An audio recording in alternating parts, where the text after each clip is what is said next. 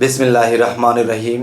হে সমস্ত জগতবাসী, আজ আমি শামীম আলী চিশতি আপনাদের সামনে যে আলোচনাটি নিয়ে হাজির হলাম, সেই আলোচনাটি হলো যে আপনারা থাম্বনেলে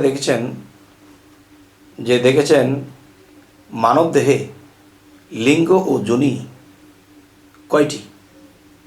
এই পৃথিবীর সমস্ত মানুষ জানে যে নারী হোক পুরুষ হোক, নারীর স্ত্রীলিঙ্গ এবং পুরুষের পুংলিঙ্গ। তো এখন বলা হয়েছে পুরুষের মানবদেহে লিঙ্গ কয়টি এবং নারীর দেহে লিঙ্গ আছে, যেহেতু পুংলিঙ্গ এবং স্ত্রীলিঙ্গ। আরেকটি হলো যে যোনি, আর সেই যোনি পুরুষেরও আছে নারীরও আছে, আর লিঙ্গ স্ত্রীলিঙ্গ আছে এবং পুংলিঙ্গ পুরুষলিঙ্গ আছে। তো আজকের যে আলোচনাটি একটু খেয়াল করে শুনবেন, যেন আল্লাহ আমাকে তৌফিক দান করে যে আমি গুছিয়ে সুন্দর করে আপনাদের কাছে বলতে পারি, আর এখান থেকে যেন আপনারা বুঝতে পারেন এবং আমি বলতে পারি। সেটি হলো, দেখুন, আমরা জন্মগতভাবে জন্মের সময় ছোট শিশু হয়ে জন্মেছি, আমাদের এ পর্যন্ত বড় হয়েছি। অনেক মানুষ আছে পৃথিবীতে, সকলেই জানে যে পুংলিঙ্গ এবং স্ত্রীলিঙ্গ এই দুটি লিঙ্গে হিসেবে জানে, আর যোনি এবং লিঙ্গ নারী ও পুরুষ এই জিনিসটি মানুষে জানে। তো দেখেন যে একটি লিঙ্গ, সেটি হলো পুরুষ এবং নারীর কাছে আছে যোনি। আচ্ছা, তাহলে সেই যোনি পুরুষের কাছেও আছে, সেই লিঙ্গ নারীর কাছে আছে, সেই যোনি নারীর কাছেও আছে। আচ্ছা, দেখা গেছে নারীর কাছে যোনি এবং লিঙ্গ দুটি আছে এবং পুরুষের কাছে যোনি এবং লিঙ্গ দুটি আছে। এখন এই দুইটির মধ্যে কোনটি ব্যবহার করলে মানুষ আত্মার মুক্তি নিয়ে যাবে, আর কোনটি ব্যবহার তো করবে, নিয়মের বাইরে যখন ব্যবহার করবে তারা কখনো আত্মার মুক্তি নিতে পারবে না। সেটি হলো, দেখুন, যে নারী পুরুষ মিলিত হয়, এখানে যৌন মিলনে পুংলিঙ্গ স্ত্রীলিঙ্গ এই দুটি ব্যবহার, এগুলো দুইটি যোনিলিঙ্গ বিষয়টা চলে গেল। কোন যোনি এবং কোন লিঙ্গ মানলে, কার্যক্রমে ফলালে, সেভাবে চরিত্র গঠন করলে এবং সেভাবে চলতে পারলে সেই মানুষটি আত্মার মুক্তি নিয়ে যাবে। তাহলে গেল স্ত্রীলিঙ্গ এবং পুংলিঙ্গ, এটা গেল। এবার আসি আরও একটি যোনি, আরও একটি লিঙ্গ, আর সেই পুরুষ এবং নারীর কাছে যে আরও একটি লিঙ্গ, আরও একটি যোনি আছে, আর এই দুটি যদি ব্যবহার করতে পারে, আর এই দুটি যদি কাজে কর্মে ফলাতে পারে, তাহলে তারা আত্মার মুক্তি নির্ঘাত। আচ্ছা, সেটি হলো, যেমন আমাদের কাছে লালন ফকির একজন উচ্চ স্তরের ফকির, যিনি ফকিরি উড়িয়েছে, তিনি মানুষকে তত্ত্বজ্ঞান দান করে গেছে, তার মাধ্যমে আল্লাহ করিয়েছে। তো এখন যে কথাটি বলবো, তিনি কিন্তু একটি কথা বলেছিলেন, আর এই কথাটি মানুষে ভালো দিক ছেড়ে খারাপ দিকে নিয়েছে।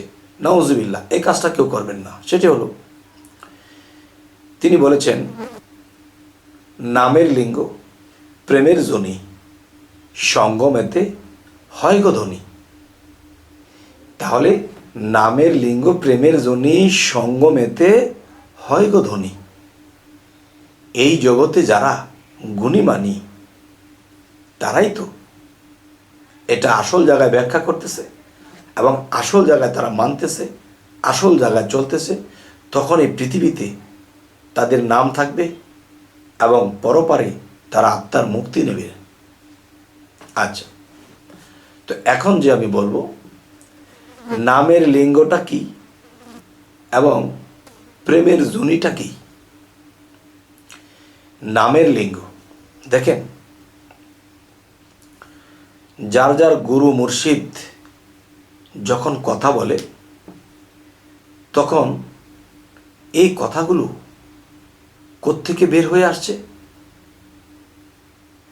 সেই কথাগুলো জিহ্বা বাড়িয়ে দিলে কথাগুলো প্রকাশ হয়। আচ্ছা, দেখবেন মানুষ যখন যৌন মিলনে যায় তখন কিন্তু সেখানে একটা শান্তি অনুভব করে, স্বাদ অনুভব করে। ঠিক মানুষ যখন জিহ্বায় কোনো সুস্বাদু খাবার দেয় তখন জিহ্বার মধ্যে অনেক স্বাদ অনুভব করে। তাহলে একটি লিঙ্গ নারী পুরুষের যৌন মিলনের, আরেকটি লিঙ্গ যে জিহ্বা, সেই জিহ্বাটি কি? সেই জিহ্বাটি গুরু এই জিহ্বা বাড়ি দিয়ে যখন কথা বলবে তখন এখান থেকে নাম বের হবে। আর জুনিটা কি? ভক্তের কান হলো জুনি। তখন ভক্তের কানে কানে গুরু এই জিহ্বা বাড়ি দিয়ে বলে দিবে, বাবা তুমি এই নামটা জপবে, এই নামের জিকির করবে, এই কাজটি করবে। কখন তুমি জিহ্বা চালাবে, মুখ চালাবে, আর কখন চালাবে না, কখন কোন সাধনা করবে, তখন এই জিহ্বা দিয়ে বাড়ি দিয়ে যখন বলে তখন কথা বের হয়। আর সেই কথা ভক্তের কানে গেছে, তখন কি করেছে? বীজ মন্ত্র ভক্তের কানে ছেড়ে দিল। আচ্ছা, তখন ভক্ত এই কথা শুনে নিয়মিত সাধনা করে, নিয়মিত আল্লাহর কাজ করে, তখন সে আল্লাহর ধনে ধনী হয়। আর এই কথাটাই কিন্তু লালন ফকির কয়, কিন্তু সকলে এই কথাটাকে অন্যদিকে লয়, যার ফলে মানুষের থেকে যাবে ভয়, পরপারে পার হতে তো পারবে না, কিন্তু অন্যদিকে এই কথার জ্ঞানগুলো তারা নিচ্ছে, যার ফলে তারা ভালো পথ ছেড়ে খারাপ পথে চলে যাচ্ছে। যে নামের লিঙ্গ প্রেমের জনি, সঙ্গম এতে হয় গো ধনী। সঙ্গম কি? আমি গুরুর কাছে ভক্তির সাথে গিয়েছি, ভক্তির সাথে আমি তাজিমি সেজদা দিয়েছি, এরপর গুরু আমাকে তিনি বায়াত করেছেন এবং আমার কানের মধ্যে বীজ মন্ত্র দিয়ে দিয়েছেন, বাবারে তুমি আজকের পর থেকে এই কথাগুলো কাউকে বলবে না, তুমি এই আমল, এই সাধনা, এই বিষয়গুলো, এই নিয়মে তুমি চলবে। এই তো বীজ মন্ত্র দিয়ে দিল এই জিহ্বার নাড়িয়ে মুখ দিয়ে। তখন কি হলো?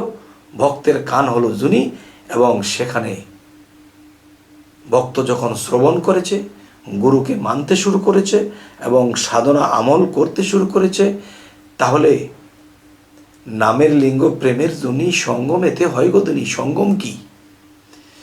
সঙ্গম কি পার্সাপার্সি করতে হবে গুরুর সাথে? না, ভক্ত থাকবে দূরে, গুরু থাকবে একটু দূরে, উচ্চ স্থানে বসে থাকবে।